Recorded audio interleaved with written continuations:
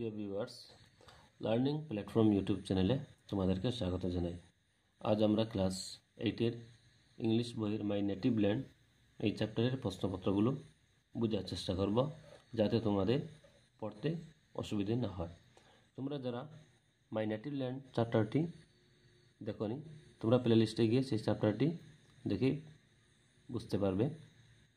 এবারে 1-এর এই কোয়েশ্চেনটি পড়ে নিচ্ছি। 1-এর কোয়েশ্চেনটি হলো, what does the old man ask the poet? এই বৃদ্ধ লোকজন লেখককে কি জিজ্ঞেস করেছিলেন? আমরা উত্তর লিখেছি, the old man ask the poet. এই বৃদ্ধ লোকজন জিজ্ঞেস করেছিলেন লেখককে what his land looks like. ওনার জন্মভূমিটা অর্থাৎ মাতৃভূমিটি কীরকম দেখতে।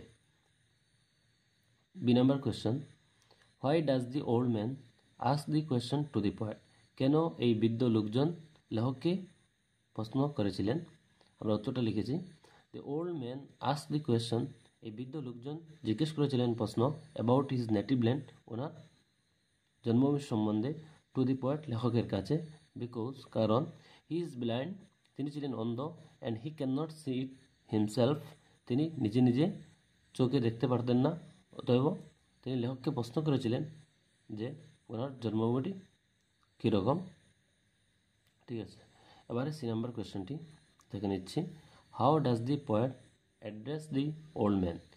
কীভাবে বা কী বলে লেখক এই বৃদ্ধ লোকজনকে সম্বোধন করেছিলেন? What does that form of address mean? যে তিনি যে শব্দ বা ওয়ার্ড ব্যবহার করে লেখককে সম্বোধন, এই বৃদ্ধ লোককে সম্বোধন করেছিলেন, এই সম্বোধন করার অর্থটা কী, তার অর্থ কী ছিল? উত্তরটা লিখেছি আমরা, the poet addresses the old man as ককা। লেখকে কী করেছিলেন? এই বৃদ্ধ লোকজনকে ককা বলে সম্বোধন করেছিলেন। ফুল স্টপ দিয়ে আমরা লিখেছি, ককা ইজ এন অ্যাসামিজ টার্ম। ককা হলো একটি অসমীয় শব্দ, হুইচ মিন্স যার অর্থ হলো গ্র্যান্ডফাদার, ঠাকুরদাদা বা ঠাকুরদা। ঠিক আছে, এবারে 2 নম্বর কোয়েশ্চেনটি দেখে নিচ্ছি। Why does the poet ask the old man to breathe deep? কেন লেখক বৃদ্ধ লোকজনকে গভীরভাবে শ্বাস নিতে বলেছিলেন? উত্তরটি লিখেছি আমরা, the poet ask the old man to breathe deep. লেখক কী করেছিলেন? বৃদ্ধ লোকজনকে গভীরভাবে শ্বাস নিতে বলেছিলেন, so as to feel the warm air, যাতে তিনি অনুভব করতে পারেন উষ্ণ বাতাস, that will remind him of his childhood friend. এই উষ্ণ বাতাসটা কী করিয়ে দিতে পারে? তাকে মনে করিয়ে দিতে পারে অফ হিজ চাইল্ডহুড ফ্রেন্ডস, শৈশবের সেই সব বন্ধুদের কথা, যেসব বন্ধুদের সঙ্গে তিনি কী করতেন?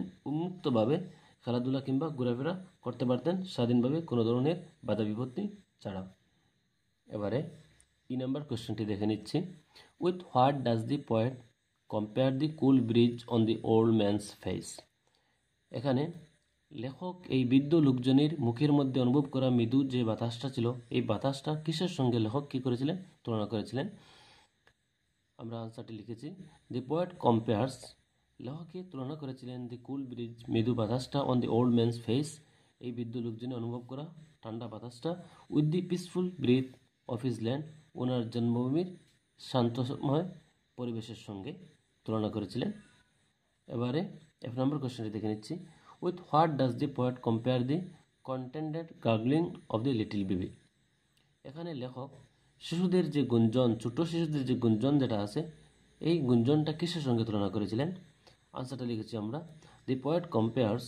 লেখকে কী করেছিলেন? তুলনা করেছিলেন the content and gurgling of the little baby, ছোট্ট শিশুদের গুঞ্জনটা, with the soil of the land, ওনার জন্মভূমির মাটির সঙ্গে তুলনা করেছিলেন। এবারে জি নম্বর কোয়েশ্চেনটি, what does the chorus of the cuckoo and the sparrows do? মানে কোরাস অর্থ হচ্ছে সমবেত কণ্ঠে, অফ দি কুকু কোকিল পাখি, অ্যান্ড অ্যাসপারোস ডু, অ্যাসপারোস এবং কোকিল পাখি কী করে? আমরা উত্তরটি লিখেছি, দি chorus of the cuckoo and the অ্যাসপারোস। Chorus সমবেত কণ্ঠে কোকিল এবং চড়ুই পাখি শেপস তৈরি করে নকশা, দি ওল্ড ম্যানস নেটিভ ল্যান্ড, এই বৃদ্ধ লোকজনের মাতৃভূমির কী করে নকশা তৈরি করে, বিভিন্ন ধরনের খেলাধুলা কিংবা গাছের উপরে ঘোরাফেরার মাধ্যমে একটি কী করে নকশা তৈরি করে লেখকের প্রিয় জন্মভূমি। এবারে 8 নম্বর কোয়েশ্চেনটি হলো, what are the things that create the soul of the poet's beloved country. কোন বস্তুগুলো লেখকের প্রিয় জন্মভূমির তৈরি করে লেখকের প্রিয় জন্মভূমির আত্মাস্বরূপ, বা কোন বস্তুগুলো লেখকের প্রিয় জন্মভূমির আত্মাস্বরূপ? আমরা উত্তরটি লিখেছি, the distant roll of the Bihu dhol, the পেপা অ্যান্ড গগনা, অর্থাৎ যে বিহু ঢোলের বা ঢোল এবং পেপা গগনা এগুলো হচ্ছে মিউজিক্যাল ইনস্ট্রুমেন্ট, এইগুলোর যে ভূমিকা আছে এবং এগুলো বিভিন্ন মিউজিক বা বিভিন্ন ইভেন্টে কী করা হয় বাজানো হয়। The heady aroma of the pitha and laru, যে সুগন্ধ যেগুলো আছে বিভিন্ন খাবার সামগ্রীর পিঠা এবং লাড়ু। The chant of the evening prayer, chant অর্থে হচ্ছে সঙ্গীত, অফ দি ইভিনিং প্রেয়ার সন্ধ্যার সময় যে সঙ্গীত পরিবেশন করা হয়। ইন দি নামগড় মসজিদ চার্চ, বিভিন্ন ধর্মস্থলে যেমন নামগড় মসজিদ এবং চার্চের মধ্যে। আর দি থিংস, এইসব বস্তু that create the soul of the poet's beloved country, এইসব বস্তুগুলোই হচ্ছে লেখকের প্রিয় জন্মভূমির, প্রিয় মাতৃভূমির আত্মাস্বরূপ।